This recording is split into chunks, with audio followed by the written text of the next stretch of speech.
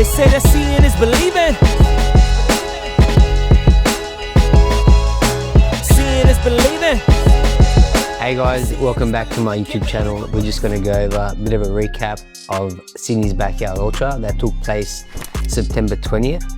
I've always wanted to complete a 100-mile ultra marathon, so that's been my goal since COVID, since I started running. Sydney's Backyard Ultra was the best opportunity to do so. The way it's designed, in under 24 hours, you will hit 100 miles. Today is the second time I'll be participating in Sydney's Backyard Ultra.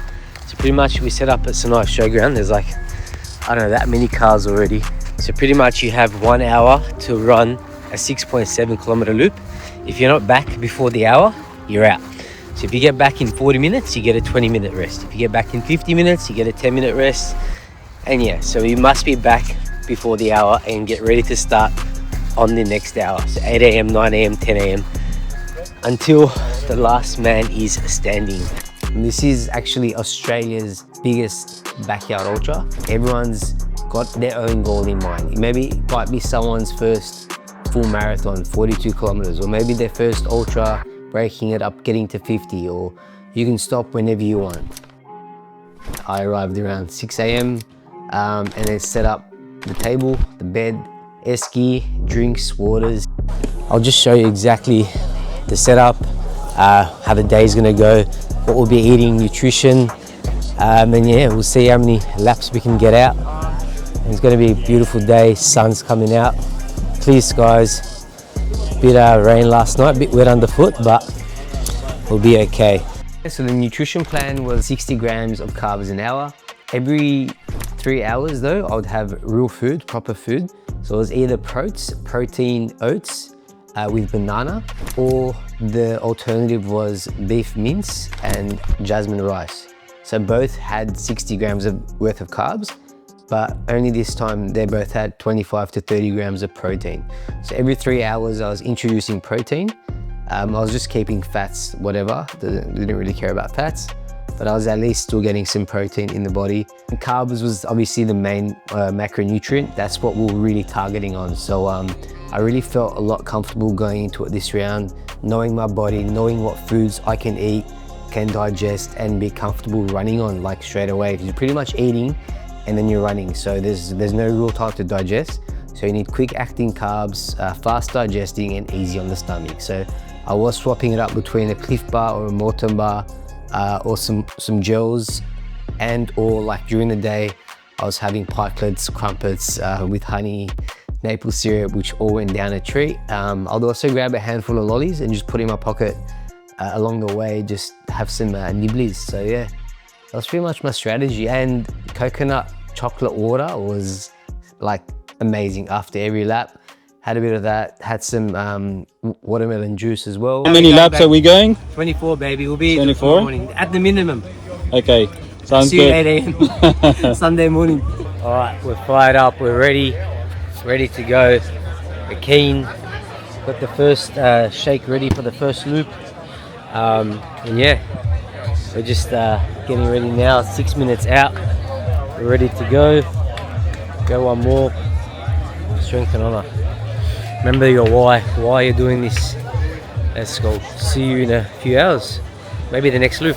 I did feel a lot stronger going into this. In April, when I laced up to go for the first round of Sydney's Backyard Ultra in April, it was actually 6 days after a 42 kilometer marathon, which I ran a 3 hours 15 in. It was done for a purpose. I was doing it for a fundraiser. So it was important to me, and knowing the money was going to a good cause, that's what got me through that 100 kilometer. Like from the first lap, I was already in pain. Coming to round 2 in September was a lot better. I only had about 6 weeks of training because of all the bodybuilding shows I did in July, August. I wasn't running for 12 weeks. So from the last show, I had about 6 weeks of training. Was less running, but I arrived to the start line physically and mentally a lot stronger with no injuries. Ready to go? Let's go, Chris! First kilometer. Let's go, baby. Let's go. I'm Chris Kalumian. And this is kilometer 1 of the day. From the first lap, it just all kind of ticked, stuck to the nutrition. I was running with a group of friends, which does make it easier, and then you get lost in conversation and you just start talking and you're like, oh wait, you just did another lap. All right, first lap was done. Now we're just kicking back and wait for the whistle. I didn't really have like a full-time crew member. So during the day, we started with my dad. My dad came by. I also had my friend Vince, who was helping crewing me during the day. And then my sister with her kids, and then my friends came, and then another group of friends came. So every like few hours, there was like a group of friends coming. Let's go! Guys. How are you boys? You good? How do you feel, mate? You look fresh, mate. Ready to You're ready to go. I got to see a bit of everyone at some point, but I did have a great help from one of my friends. He actually surprised me at 3 a.m. and he's like, you got like, I don't know, you got you got 5 laps left. I'm staying here till you finished every one of those laps. So he did help me crew the last final push, which was probably the hardest. Like up until midnight, I was pretty like self-sufficient. I knew the process, the meals, exactly what to eat. I'd get the meal or the shake ready prior to leaving that next lap. So that was all pretty organized. But when night laps came and I wanted to lie down actually and just rest my eyes for a bit, it was good to have someone there that I know if I dozed off, he'll wake me up and get me up. It was just amazing to see everyone actually took out the time to come by and support me and bring something, I don't know, it was donuts, Nerdos, or whatever it was. I really appreciate it. So if you're watching this again, guys, whoever came and supported or sent me a message while I was running, thank you. Let's go! I've owned a Garmin watch since I started running, probably about 5 years now. A week before the race, the actual menu button wasn't working. And then the watch touch started glitching. So I started the race with the watch on fully charged. And when we hit 110 kilometers, my watch died. Kidding me. For certain Strava, it doesn't count. What am I doing? I don't understand, it was full battery. 16-hour battery life. Oh wait, it's been 16 hours. Fuck. And I was like, why is my watch off? What is happening? And I thought, why am I still running? Like, if it's not on Strava, it doesn't count, right? So it's 2 parts without the 10 kilometers in the middle missing. So it looks like I got to do it again. But for next time, don't wear maybe a faulty watch to one of the biggest races you've ran in your life. It did start to hurt around the 80 kilometer mark. In my head, I was like, I'm only halfway. So that was a bit, was playing a bit of mind games or whatever. It was getting dark, weather was cooling down. But once you reached that 100 and you just kept going, then when my friends arrived and I don't know, it was a lot better after the 100 kilometer. Knowing that the sun was rising and the end was near. When we did see sunrise, everyone was like, oh, it's a new day, you're gonna feel so much better, just get to sunrise, see first light, like it's just, your body just restarts, and I'll admit, it's true. First light is up, the birds are up,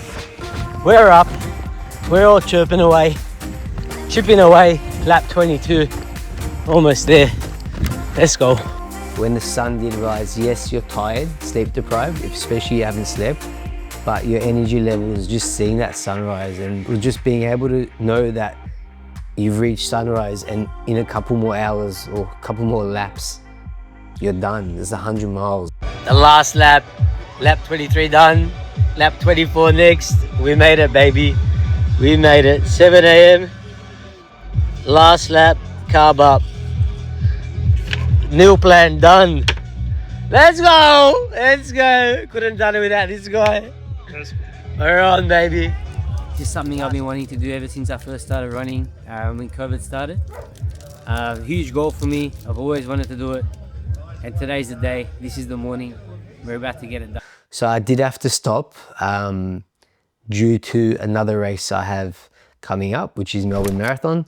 So it was good to walk away without any injuries. Like I had my goal set. I said, I'm doing 100 miles. We're getting in, we're getting out.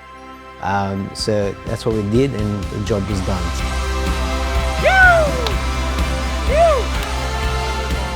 Running into that line and knowing I just accomplished 100 miles was probably one of the greatest achievements I've accomplished. 100 miles, baby, let's go! It was a proud moment. I felt very accomplished and full. My cup was full, knowing that I just completed a 100-mile ultra marathon. I think it was more of a mental game because it's a slower race and there are areas where you can walk. You are pushing your body, but I think it's more about pushing the mind. So my mind was very strong and mentally I was in the right headspace. So what I took away from this round of Sydney's Backyard Ultra, hitting another milestone and goal that I've been trying to achieve for so long.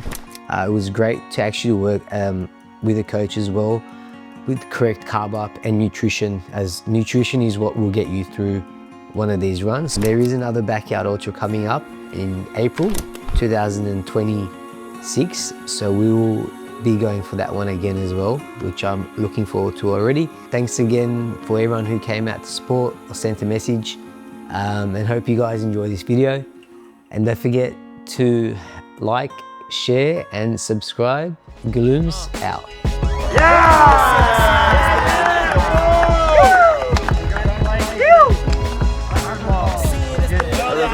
Yes! Well done, Chris. Well done, buddy. Congrats.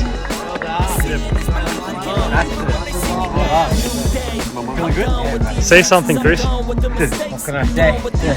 Long-term goal achieved. Finally, 100 mile, big milestone. And yeah, looking forward to the next one. Let's go. Thank you so much.